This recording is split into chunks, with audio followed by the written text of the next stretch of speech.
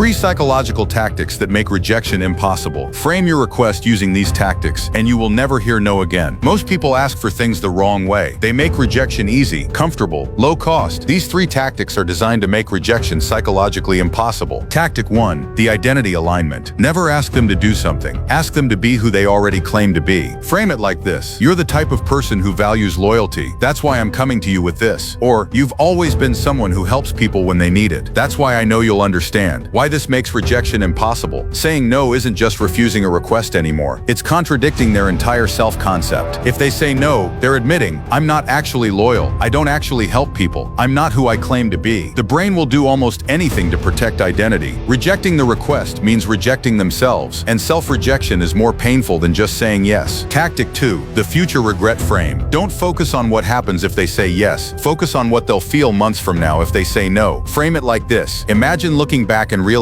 you missed this chance because you were afraid. How would that feel? Why this makes rejection impossible. The brain hates regret more than it hates failure. Regret is permanent. Failure you can recover from, but regret lives forever. When you make them imagine future regret, saying no stops being a simple refusal. It becomes choosing lifelong what if. Choosing the haunting question, what would have happened if I said yes? Most people won't choose that pain. They'll say yes just to avoid the possibility of future regret. Tactic 3. The reciprocity trap. Never ask as if you're asking for a favor. Ask as if you're calling in a debt they already owe. Frame it like this: I've been there for you when you needed me. Now I need you to be there for me. Why this makes rejection impossible. Humans are wired for reciprocity. When someone helps you, your brain creates a psychological debt. You feel obligated to return the favor. When you remind them of what you've done for them, saying no stops being a simple refusal. It becomes being ungrateful, taking without giving back. The guilt of refusing someone who helped you is massive. It makes them feel like a bad person, and most people will say yes just to avoid that guilt. Now listen carefully. Most people are controlled by a mind they don't understand. If you refuse to stay blind, follow me now. I teach psychological tactics that give you power every day.